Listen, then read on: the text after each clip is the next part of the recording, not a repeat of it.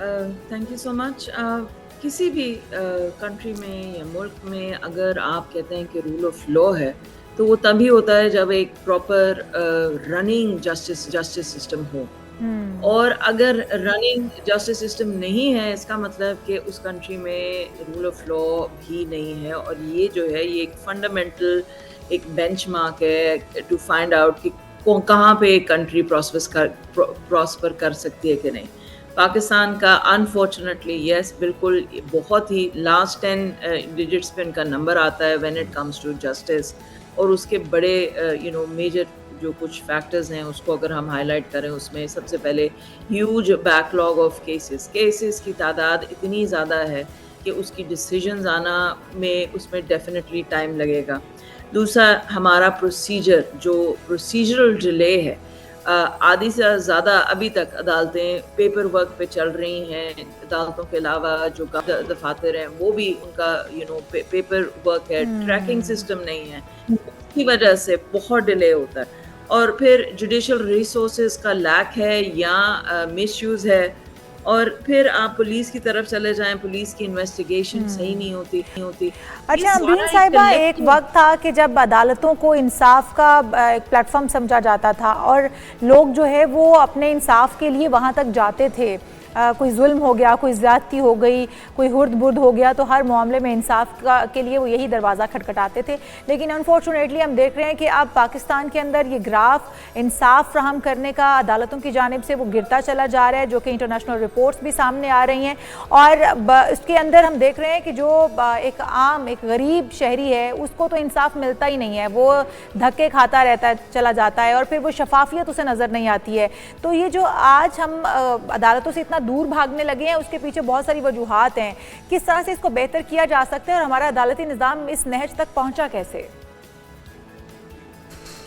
I think decades of corruption और अनअकाउंटेबिलिटी की वजह से यहाँ तक पहुंचा है। Let's be honest about this. हमारी अदालती निज़ाम में सिर्फ जजेस नहीं हैं, वकील भी हैं जो बार बार डिले करते हैं। ये फ्रस्ट्रेशन सोसाइटी में पैदा करता है। आपके पास कोई भी प्रॉपर्टी का केस आ जाए, कोई भी एक नॉर्मल केस है, इजी आप उसको कहते हैं 5 से 10 साल लग जाते हैं।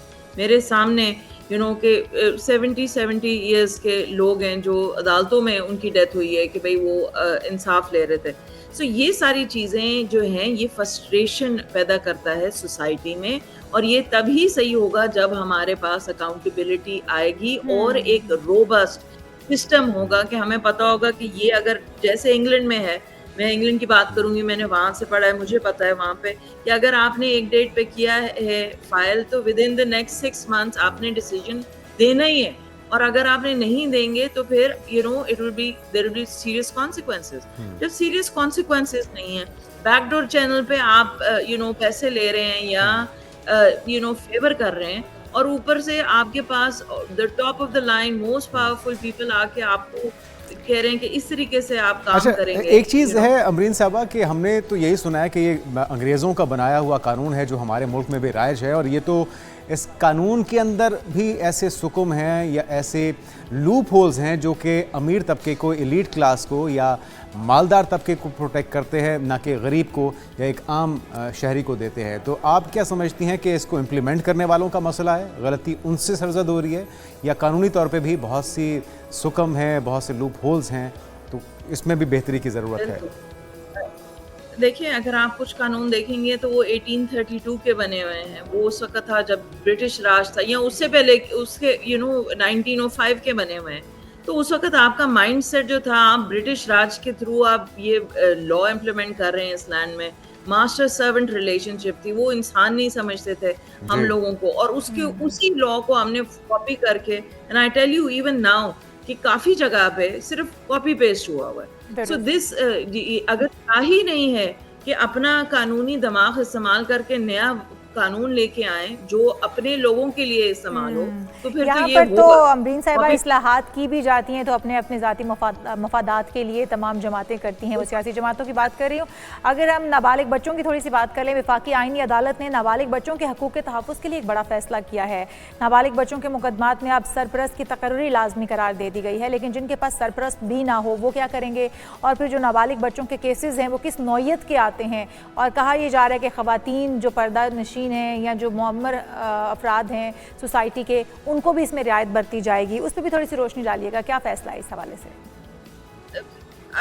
देखिए जी, बड़ा ऑन पेपर तो बहुत अच्छा है, मगर इम्प्लीमेंटेशन जैसे हम लोग अभी बात कर रहे हैं कि कानूनी निज़ाम इतना फॉल्टी है, इतना बुरे तरीके से बैठा हुआ है कि अगर हम उसकी जो ग्रास रूट लेवल पे आप नहीं देखेंगे तो फिर ये तो सिर्फ पेपर पे अच्छा है। क्योंकि असल बात ये है कि हमारे नादरा के बड़े इजी होते हैं छोटे बच्चों के लिए उनके बर्थ सर्टिफिकेट की एजेस आगे पीछे कर देना।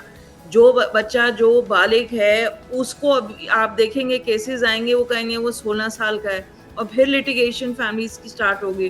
फिर आप मुझे ये बताइए कि गार्डियन कौन होगा जो अगर आ रहा है और आप कौन सा थ्रेशोल्ड इस्तेमाल कर रहे हैं ये सब बताने के लिए कि ये इम्पार्शल होगा और यहाँ बच्चे की बेनिफिट के लिए होगा।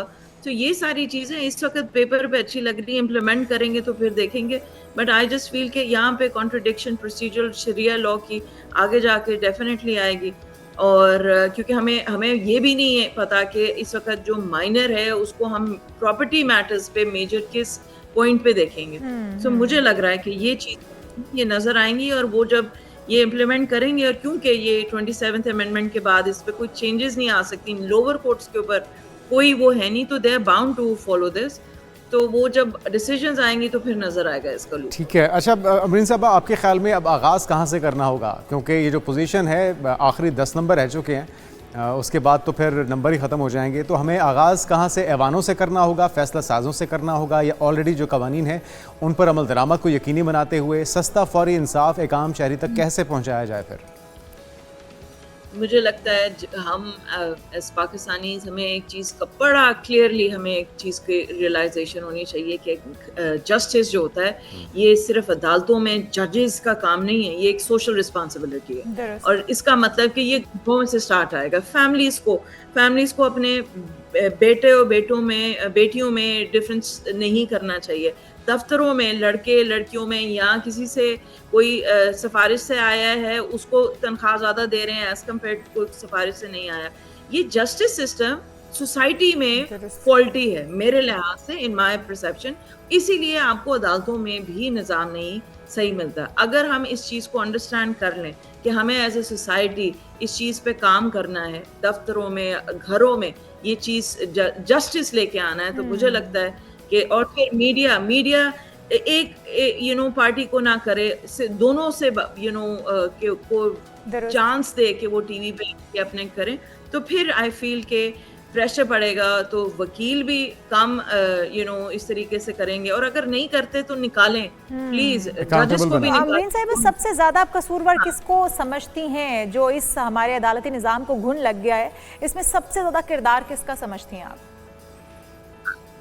lawyers and judges both and the police, lawyers, judges, police, investigation सही नहीं होती, lawyers जो हैं डिले करते हैं जिसकी वजह से लंबा होता है केस, एडजर्नमेंट्स जज नहीं लेता, एडजर्नमेंट्स वकील लेता है दूसरी पार्टी को फ्रस्ट्रेट करने के लिए, और ये एज अ वकील सबको पता है। और दूसरी बात ये कि जज अलाउ करता है ये एडजर्नमेंट्स।